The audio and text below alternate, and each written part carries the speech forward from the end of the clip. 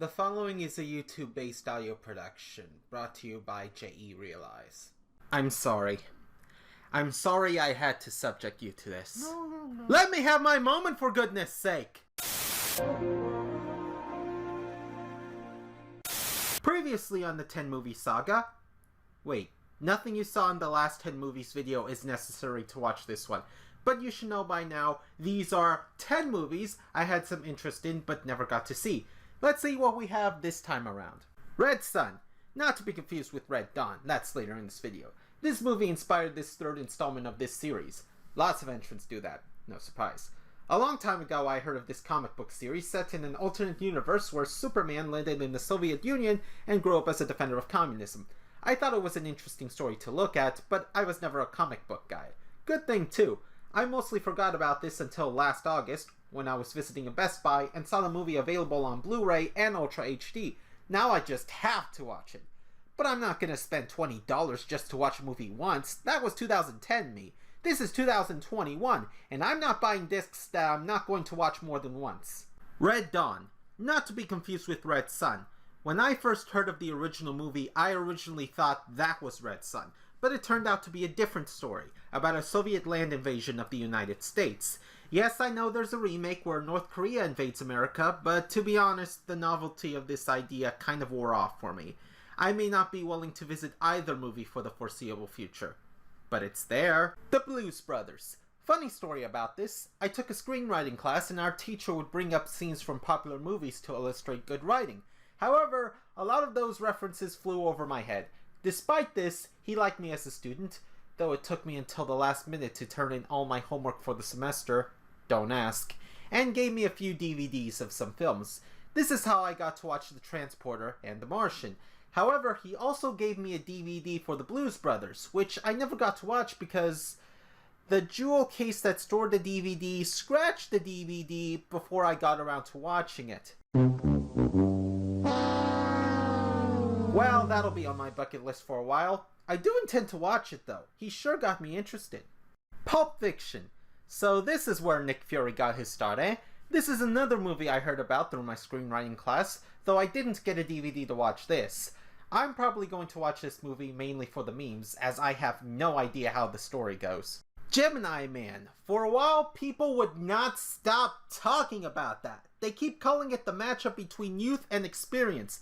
They keep emphasizing the same thing over and over as if it hasn't been done several hundred times before.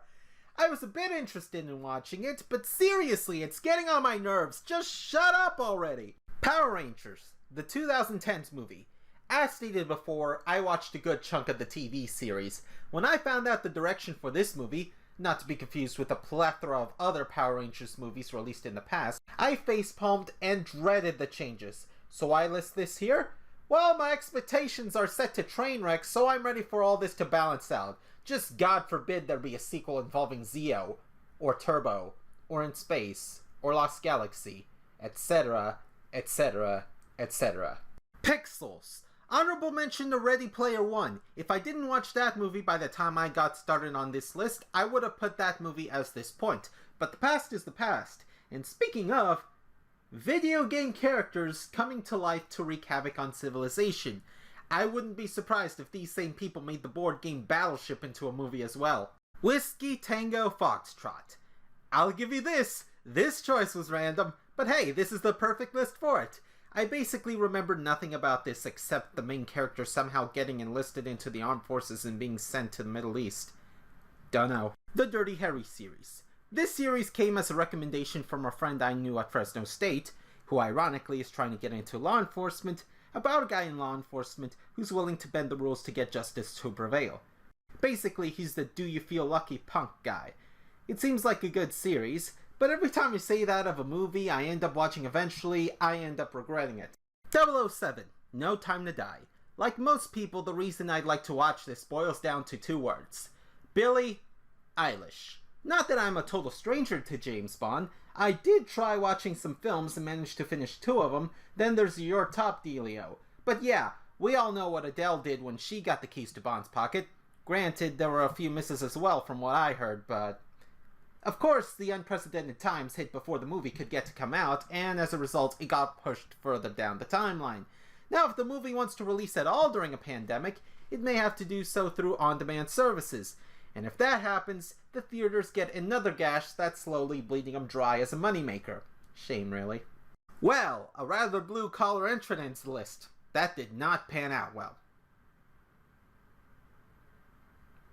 Do the feedback thing. Like, comment, subscribe, or dislike. A lot of people hate Billie Eilish, or at the very least are afraid of her going mainstream, so it's justified. Follow me on Twitter at JERealize. This has been JERealize. I'll see you next time, and there will be a next time.